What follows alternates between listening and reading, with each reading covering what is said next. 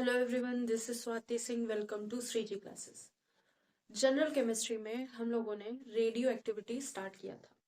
Radio activity में सबसे जो मेन इंट्रोडक्टरी पार्ट है या इंट्रोडक्शन है, छोटी छोटी सी जो नॉर्मल जनरल चीजें हैं, बेसिक चीजें हैं, वो हम लोगों ने पढ़ी थी। अब आज हमने रैड्स और रैम्स भी पढ़ लिया था। रैड्स में क्या है कि अल्फा बीटा गामा रेडिएशंस जो निकल रही हैं उनका एक तरह की यूनिट है मेजर करने के लिए कि उनका एड्सॉर्प्शन कितना हुआ है। ठीक है, एड्सॉर्प्शन मतलब जैसे अल्फा बीटा रेज निकली और कहीं जाके सेटल डाउन हुई है विदाउट एनी रिएक्शन, किसी सरफेस के ऊपर है, तो उस सरफेस के ऊपर चेक किया जाता है कि अल्फा बीटा गामा रेडिएशंस जो आई हैं वो वहां पे कितनी एब्जॉर्ब हुई हैं। ठीक है। सेकंड, हमने रेम्स के बारे में पढ़ा था। रेम्स क्या है? रेम्स हमें प्रभाव के बारे में बताता है। अल्फा बीटा गामा जो रेज निकल रही हैं वो कितना प्रभाव डाल रही हैं। ठीक है, वो प्रभाव हम रेम्स के द्वारा देखते हैं। ठीक है, आज हम बात करेंगे सारे जो एग्जाम्पल हैं, मोस्टली जो एग्जाम्पल हैं रेडियो एक्टिव एलिमेंट के एग्जाम्पल हैं, उन सारे एग्जाम्पल के बारे में, और फिर कुछ नोट पॉइंट हैं वो उसके बारे में रेडियो एक्टिविटी और आगे अच्छे से समझेंगे जो चीजें हैं। तो पहले हम लिख लेते हैं example of radio active element. Examples of radio active elements.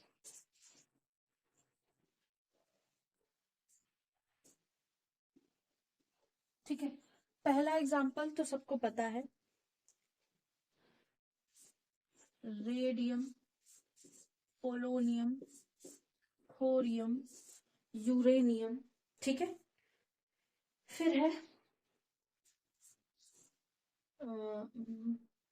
Plutonium. ठीक है, यूरेनियम के बाद प्लूटोनियम। आर हो गया, आर रेडियम हो गया। ठीक है, उसके बाद है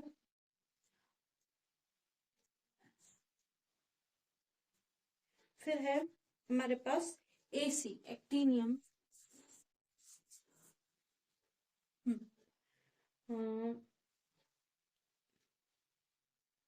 प्रोक्टेटियम, प्रोक्टेटियम, टेक्नीशियम। प्रोक्टेटियम को हम लिखेंगे किससे? प्रोमेथियम होगा, पीएम होगा, एक पीएम करके होगा, प्रोमेथियम। ठीक है, प्रोमेथियम, नेपच्यूनियम, एनपी। तो ऐसे करके एक्सेट्रा करके बहुत सारे होंगे। एक्टेनॉइड ग्रुप में जो एलिमेंट्स होंगे वो भी, वो फ्रांसियम। ठीक है, फ्रांसियम होगा, क्यूरियम होगा, क्यूरियम सीएम, और इसके सामने कैलिफोर्नियम सीएफ। ऐसे बहुत सारे एलिमेंट हैं, एक्सेट्रा बहुत सारे एलिमेंट हैं। जितने भी एक्टिनॉइड ग्रुप के एलिमेंट हैं या एक्टिनॉइड्स हैं वो सारे होंगे। और एक हमारा जो रेडियो एक्टिव एलिमेंट मिलेगा वो हमें मिलेगा किसमें? फर्स्ट ग्रुप में, एक सेकेंड ग्रुप में, एक है फ्रांसियम, एक है रेडियम। ठीक है, जो हमें लिथियम ग्रुप में मिलेगा वो प्रोमेथियम मिलेगा, पीएम मिलेगा, पीएम। ठीक है, इसके अलावा जितने भी हैं सब एक्टिनाइड ग्रुप के हैं। ठीक है, एस्टेटिव, एस्टेटिव, तो ये सारे एलिमेंट्स के नाम हैं। ठीक है,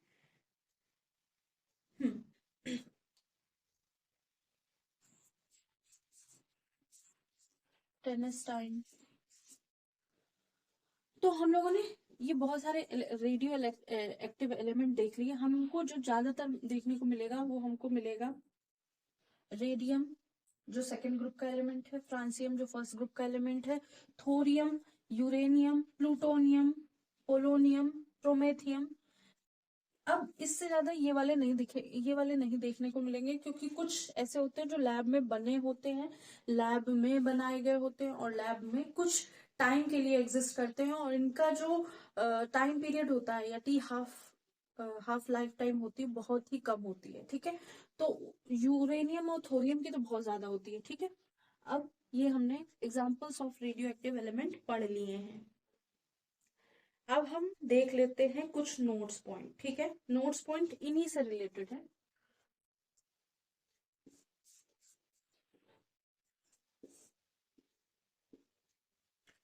पहला है कि इन पीरियोडिक टेबल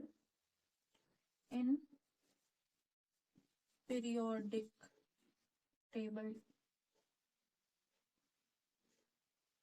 पीरियोडिक टेबल में जिनका atomic number Z is more than 85, जिनका 85 नहीं 83 होगा, ठीक। जिनका एटॉमिक नंबर 83 से ज्यादा होगा, ठीक है। 83 से जिनका एटॉमिक नंबर ज्यादा होगा, all elements are considered as radio active element. All elements are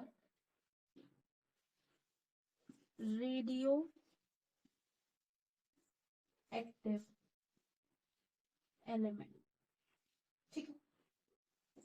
अब देखिए जो साइंस का पोर्शन है, बहुत सारे एग्जाम्स में जो ग्रुप डी के एग्जाम्स हैं या ग्रुप सी के एग्जाम है, उसमें बहुत कम कर दिया गया। तो इस समय अगर कोई बच्चा ये देख के पढ़ रहा हो कि ग्रुप डी वाले एग्जाम्स के लिए, तो वो उनके लिए बहुत ही इजी वाली साइंस आएगी, वो आपको पता होगी। अगर डी वाला भी एग्जाम दे रहे हैं, सी वाला एग्जाम भी दे रहे हैं, तो आप चाहेंगे कि एक आपको जॉब मिल रही है, तो उसके लिए आपको इतना सारा डीप में पढ़ने की जरूरत नहीं। जो नॉर्मल स्टैटिक जीके है वो आपको आनी चाहिए, ठीक है।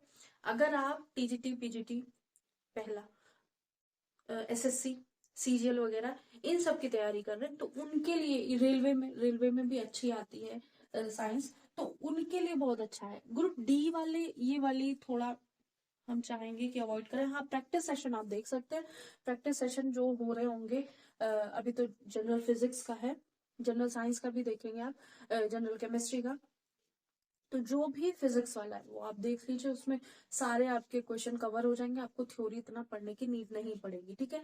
अगर आपको एसएससी वगैरह का देखना है तो फिर ये आपके लिए सफिशिएंट है और मोर देन सफिशिएंट है, ठीक है। इफ पीरियोडिक टेबल जिसका एटॉमिक नंबर 83 से ज्यादा होगा, तो सारे पीरियोडिक टेबल जो एलिमेंट होंगे जिनका एटॉमिक नंबर 83 से ज्यादा होंगे, सारे रेडियो एक्टिव एलिमेंट होंगे। ये पहला पॉइंट। दूसरा पॉइंट हम लिखेंगे पहला कि रेडियो एक्टिव एलिमेंट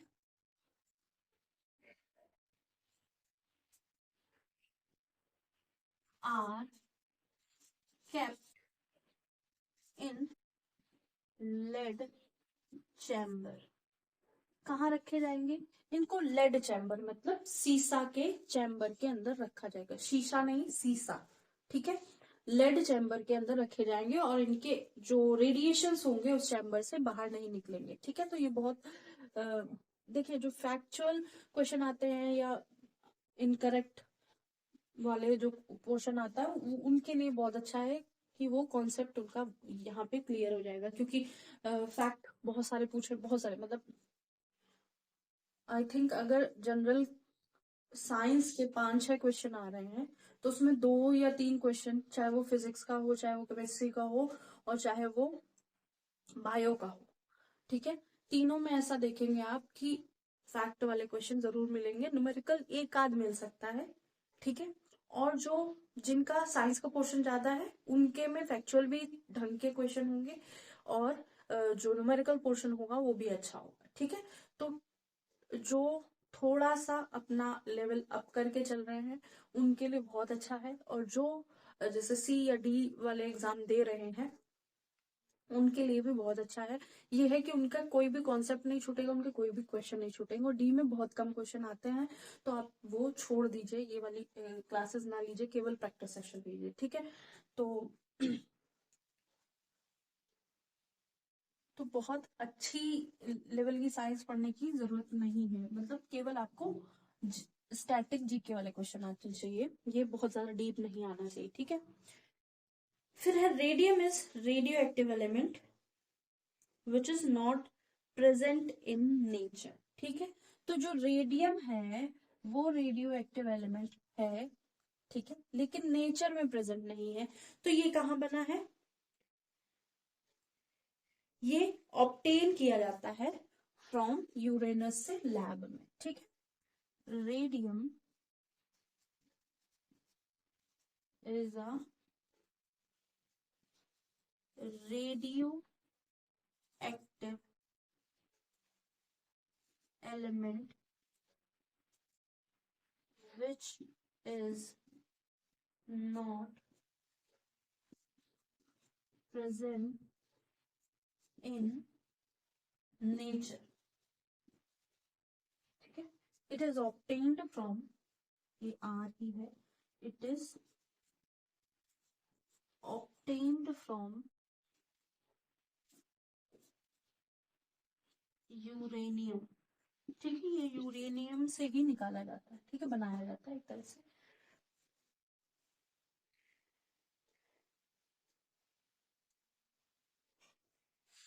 और फर्स्ट जो लैब में फर्स्ट एलिमेंट ऐसा जो आर्टिफिशियली बनाया गया था वो है हमारा टेक्नीशियम। ठीक है, टेक्नीशियम नहीं लिखा है मैंने, वो भी एग्जाम्पल में लिख लीजिएगा।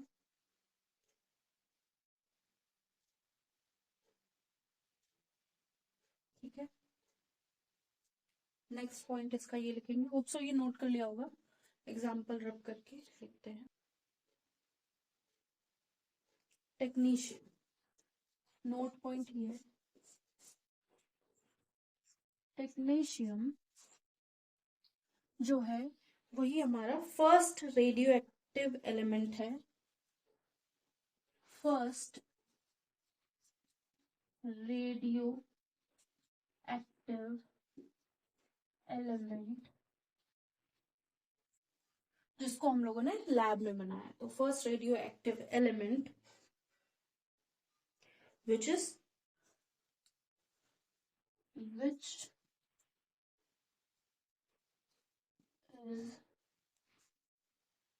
synthesized artificially।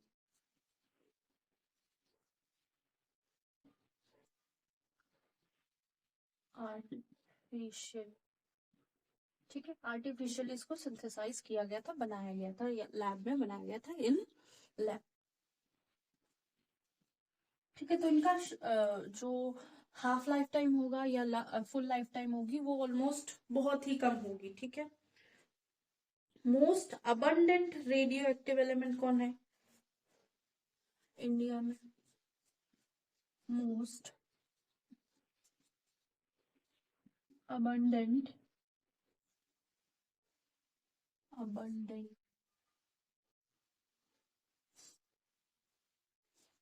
abundant ठीक है, radio active element in India. India में जो मोस्ट अबंडेंट एलिमेंट है वो कौन है? थोरियम। ठीक है, ठीक है, ये है thorium.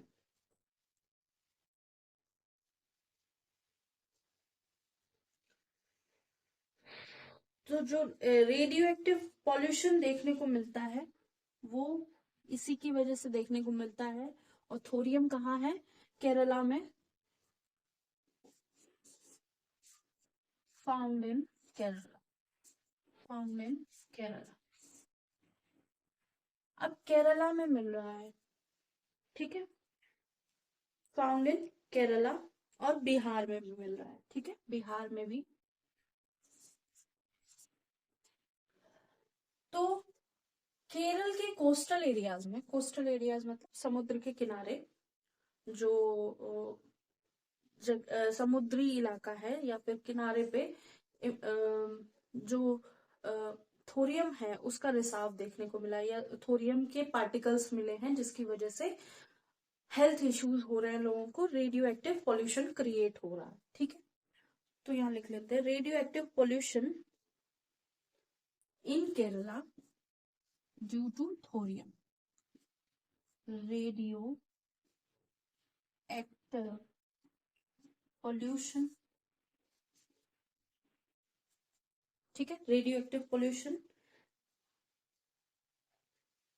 in Kerala coast is due to thorium. In Kerala, Kerala बोलते हैं, Kerala coastal areas is due to thorium. ठीक है, थोरियम की वजह से ही कोस्टल एरियाज पॉल्यूटेड हो गए हैं। एक मूवी भी बनी है, देखी होगी आप लोगों ने। अब ओर ऑफ थोरियम किसको बोलते हैं? ओर ऑफ थोरियम, ठीक है, वो क्या है? मोनाजाइट। अब मोनाजाइट में बहुत सारे, मतलब थोरियम ही नहीं होता, बहुत सारे रेडियो एक्टिव एलिमेंट होते ही हैं, लेकिन मेनली थोरियम के लिए यूज किया जाता है। ओर ऑफ थोरियम क्या है? मोनाजाइट। ठीक है, ये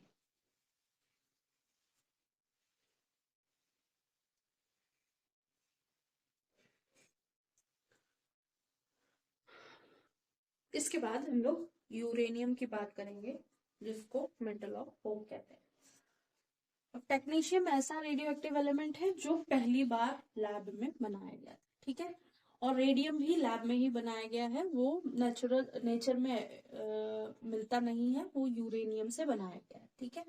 most abundant radio active element India में जो बहुत अधिकता में मिलता है, बहुत अधिक मात्रा में जो रेडियो एक्टिव एलिमेंट मिलता है वो है थोरियम।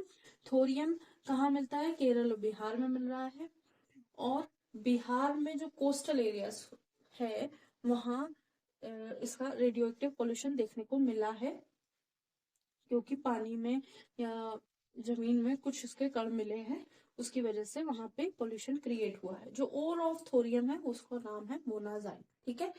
अयस्क जो होता है थोरियम का वो मोनाजाइट है। अब बिहार में भी होगा, ऐसा नहीं है कि नहीं होगा, लेकिन अगर थोरियम है वहां मिल रहा है तो वहां पे भी पोल्यूशन देखने को मिल रहा होगा, रेडियो एक्टिव पोल्यूशन। हो सकता है लोगों ने इतना डिटेक्ट ना किया, मुझे तो नहीं पता है कि वहां ये पोल्यूशन चेक हुआ है कि नहीं हुआ, लेकिन केरल में हुआ है तो वहां का पूछा जाता है। तो होप्सो ये नोट कर लेते हैं, नोट हो गया होगा। फिर अब करते हैं यूरेनियम के बारे में बात करते हैं। नेक्स्ट जो नोट पॉइंट है उसमें लिखेंगे metal of hope. Metal of hope, metal of hope किसे कहा जाता है? यूरेनियम को कहा जाता है। यूरेनियम को मेटल ऑफ होप कहा जाता है, ठीक है। इसको येलो केक भी कहा जाता है, ठीक है। इसको क्या कहा जाता है? Yellow cake, also known as yellow cake. इसको येलो केक भी कहा जाता है, ठीक है। नेचर मेटल ऑफ होप इसलिए कहा जाता है क्योंकि जब सारे एलिमेंट्स, मतलब सारे पेट्रोलियम, सारा कोल प्रोडक्ट, सारी जलावन की चीजें खत्म हो जाएंगी, जिससे हम इलेक्ट्रिसिटी या हीट कंडक्ट करते हैं, तरह तरह की चीजें, जैसे वैसे ये जो पानी से बिजली बनाने का तरीका है वो तो नहीं खत्म होगा, आई थिंक। बाकी जो पेट्रोलियम है, कोल प्रोडक्ट है, ये सारी चीजें जब खत्म हो जाएंगी तब हम यूरेनियम यूज करेंगे, और बहुत छोटे से पार्टिकल, छोटा से अमाउंट के यूरेनियम से हम बहुत ज्यादा दिनों तक एनर्जी प्रोड्यूस कर सकते हैं, ठीक है। तो लेकिन अभी वो यूज में इतना नहीं आया है, ठीक है। तो इसको मेटल ऑफ होप कहा जाता है। तो इसको येलो केक भी कहा जाता है। इसका और होगा, और होगा पिच ब्लेंड, ठीक है, पिच ब्लेंड। हाँ, मेटल ऑफ होप इसलिए कहते हैं when all petroleum is used या vanish, when all petroleum is used up or vanish from earth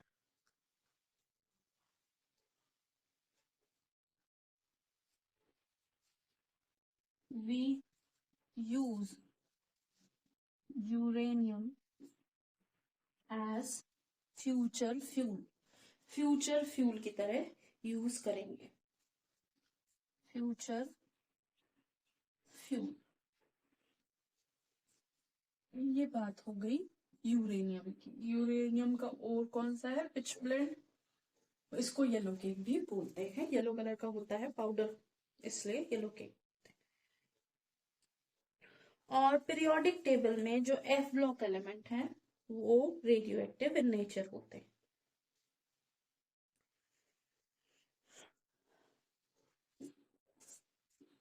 in periodic table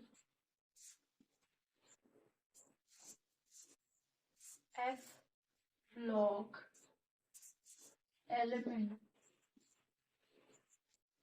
are radio active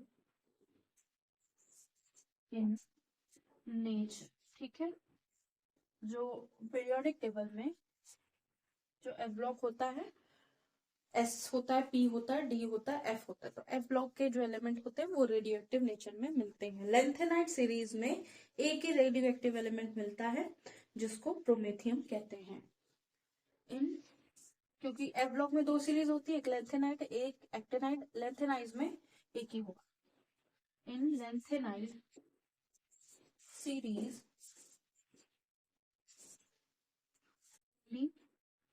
one R A लिख लेते हैं, radio active element that is promethium.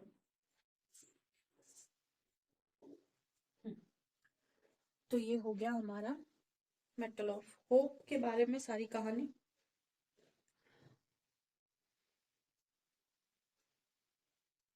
और uranium heaviest metal है, radio active element है जो nature में present है। तो ये भी लिख सकते हैं, यहाँ लिख यूरेनियम इज हैवीएस्ट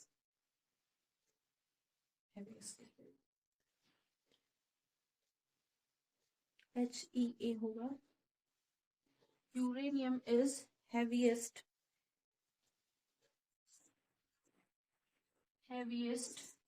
रेडियो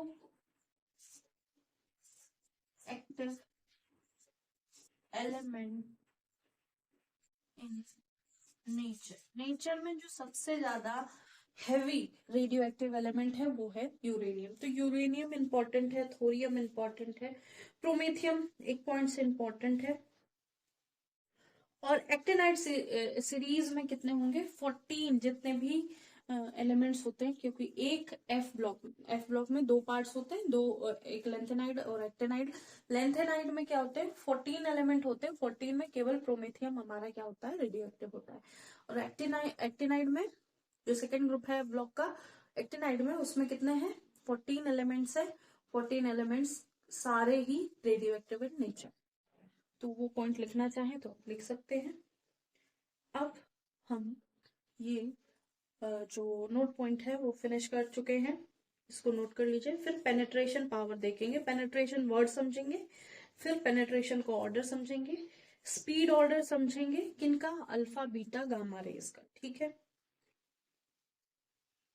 तो होप सो इतना समझ में आ गया होगा।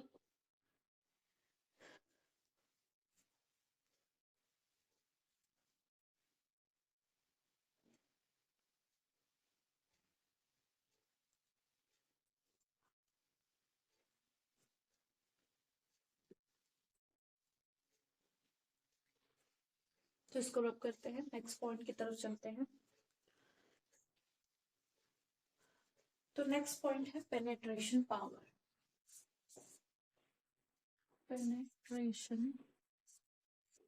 पावर, अब पेनेट्रेशन पावर समझने के पहले हमें पेनेट्रेशन वर्ड समझना है।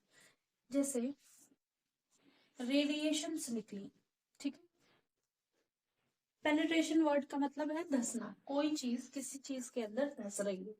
ठीक है, अब जैसे हमने लिया ये एक वुडन बोर्ड है, ठीक है, लकड़ी का तख्त ले लिया। अब हमने क्या किया, 3 तरह की बुलेट ली, एक ऐसी है, एक ऐसी है, मतलब दोनों का लेंथ में अंतर है, ठीक है, और एक है,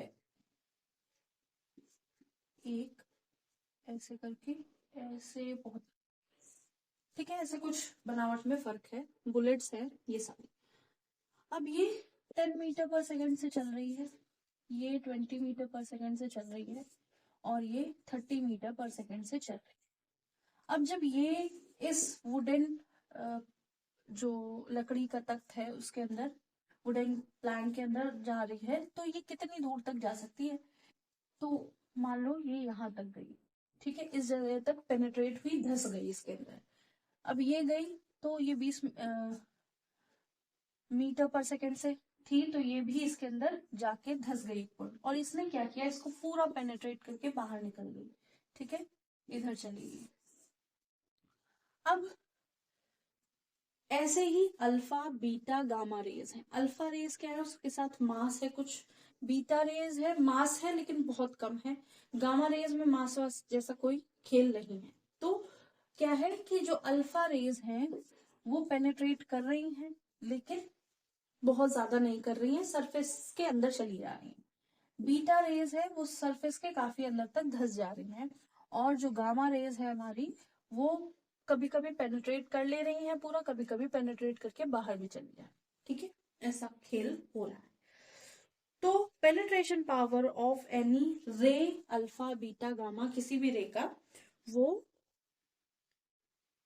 किस पे देखा जाएगा, on any metal sheet, metal sheet पे देखा जाएगा, ठीक है। हमने वुडन लिया है क्योंकि हम गन चला रहे थे। अब हम जब रेस की बात करेंगे तब हम मेटल शीट रखेंगे, मेटल शीट के ऊपर अल्फा बीटा गामा रेस का बम्बार्डमेंट होगा, मतलब अल्फा बीटा गामा रेस छोड़ी जाएंगी। जब अल्फा बीटा गामा रेस छोड़ी जाएंगी तो ऐसी कौन सी रे होगी जो सबसे ज्यादा पेनिट्रेट करेगी, तो वो है गामा रे, ठीक है। तो ये रही हमारी मेटल शीट, मेटल शीट। अब इस मेटल शीट में क्या है कि अल्फा यहां तक जा रही है, बीटा और गामा हो सकता है पूरा पेनिट्रेट कर रही है, हो सकता है बाहर भी निकल जा रही है, तो इसको हम ऐसे कर सकते हैं, और ये है अल्फा, ये है बीटा, ये है गामा। तो यहां लिख सकते हैं penetration power, penetration power of rays, penetration power of rays on any metal sheet, on any metal sheet। और ये क्या है, पावर ऑफ रेज क्या है, अल्फा बीटा और गामा, ये जो रेज है वो अल्फा बीटा गामा रेज है, ठीक है। अब ऑर्डर ऑफ लिख लेते हैं,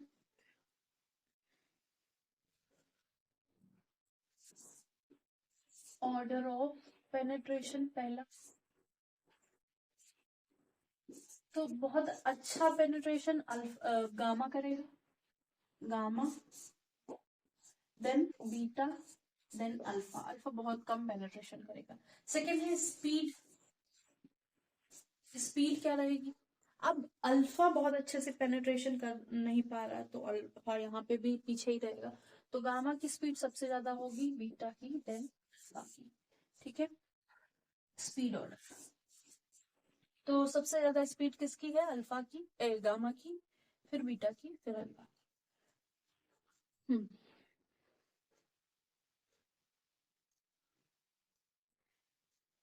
और स्पीड ऑफ गामा जो है, स्पीड ऑफ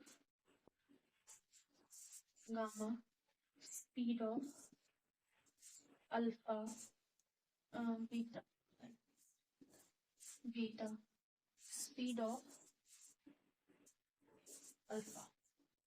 अब गामा जो है उसका पेनिट्रेशन पावर इतना है कि वो एक ह्यूमन बॉडी या ह्यूमन बॉडी ऑर्गन को भी भेद के निकल सकती, ठीक है, through human body, can penetrate through human body और ह्यूमन ऑर्गन। तो इसका होगी 3 into 10⁸ मीटर पर सेकेंड। तो मतलब जैसे गामा रेज की बात करी जाएगी तो गामा रेज क्या होंगी, अगर हम ऐसे खड़े हैं गामा रेज आ रही तो मेरी बॉडी से अंदर धस के पीछे की तरफ चली जाएंगी, ठीक है, इतना इनका पावर होता है। बीटा रेज जो है उनकी स्पीड लेस देन 3 × 10⁸ मीटर पर सेकेंड होगी, और अल्फा की तो बहुत ही कम होगी, बहुत ही कम होगी, 3 × 10⁸ मीटर पर सेकेंड से, ठीक है। तो गामा रेज जो होंगी, गामा रेज जो होंगी वो इतनी पावरफुल होगी कि ह्यूमन बॉडी या ह्यूमन ऑर्गन को पेनिट्रेट करके चली जाएंगी। बीटा रेज जो होंगी जैसे हैवी मेटल है, गोल्ड शीट वगैरह है, इन सबको पेनिट्रेट कर सकती है, ठीक है, गोल्ड शीट है, सिल्वर शीट है, उनको पेनिट्रेट कर सकती है आसानी से। और जो हमारी अल्फा है, अल्फा जो है केवल छोटे एलिमेंट, छोटे कह रहे हैं सॉफ्ट एलिमेंट जैसे एल्यूमिनियम वगैरह है, उनको सॉफ्ट एलिमेंट नहीं कह सकते, उनको ये कह सकते हैं एल्यूमिनियम फॉइल को पेनेट्रेट कर सकती है, ठीक है। हैवी मेटल कौन से होंगे, हैवी मेटल गोल्ड आ जाता है, सिल्वर आ जाता है, ठीक है, लेकिन एल्यूमिनियम इनसे कम हैवी है, तो एल्यूमिनियम को ये पेनेट्रेट कर सकता है अल्फा, हम अल्फा रेस। और लाइट पार्टिकल, ठीक है, लाइट पार्टिकल को पेनिट्रेट कर सकता है। अब अल्फा, जैसे हम हाइड्रोजन की बात करते हैं, ठीक, हीलियम की बात करते हैं, तो हीलियम ही है हमारा अल्फा, अल्फा रेज में ही, अल्फा रेज जो होती है वो हीलियम ही होता है उसमें। अब हीलियम बहुत छोटा सा पार्टिकल है तो वो इतनी अच्छे से पेनिट्रेट नहीं कर पाता है, ठीक है, उसमें मास भी होता है, और इनके पास इतना मास नहीं होता, इसमें तो मास और कुछ भी नहीं होता, ठीक है, रेज ही होती है, केवल एक तरह की बहुत एनर्जी जैसी होती है, तो वो पेनिट्रेट इजी करके चला जाता, इजिली ह्यूमन बॉडी को भी कर सकता है। तो अल्फा हमारे हीलियम पार्टिकल होते हैं, बीटा हमारा इलेक्ट्रॉन लाइक जैसा होता है, नेक्स्ट क्लास में ये भी करा देंगे कि क्या क्या जैसा होता है। और केवल जो गामा है वो एनर्जी रेडिएशन होती है, उसमें कोई मास वास जैसा खेल नहीं होता।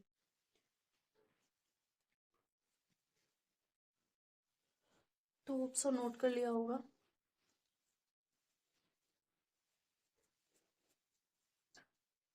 नेक्स्ट क्लास में हम अल्फा बीटा गामा रेस समझेंगे, उसके बाद हम लोग आयनाइजेशन पावर समझेंगे, मतलब ये भी जैसे पेनिट्रेशन पावर था वैसे आयनाइजेशन पावर का भी ऑर्डर समझेंगे कि कौन सी रेस कितना आयनाइजेशन कर रही हैं। उसके बाद हम लोग डीके पढ़ेंगे, alpha decay, beta decay, gamma decay, मतलब जब रेडिएशंस निकलती हैं तब कि कितना कितना पार्टिकल में, जैसे सब्सटेंस है हमारा, रेडिएशन निकली तो वो एक उस पार्टिकल में कितना कमी कर रही है, वो जो कमी कर रही है उसको ही डीके बोल दिया जाता है, ठीक है। तो होप सो रेडियो एक्टिव की क्लास जो आज हुई है वो समझ में आई होगी, इससे पहले की क्लास भी समझ में आई होगी, कुछ भी ऐसा लगा कि कोई टॉपिक छूट गया है, कोई चीज रह गई है तो आप बता सकते हैं, वैसे पूरा टॉपिक हो जाने दीजिए, जो भी आपके क्वेश्चंस होंगे ऑलमोस्ट कंप्लीट हो जाएंगे, ऑलमोस्ट बचेंगे नहीं लास्ट क्लास तक, फिर भी अगर कुछ रह जाता है तो आप कमेंट कीजिएगा, लाइक कीजिएगा, सब्सक्राइब कीजिएगा, और आज के लिए इतना ही। हमको जरूर बताइएगा क्लासेस कैसे लग रही हैं। आज के लिए इतना ही, थैंक यू।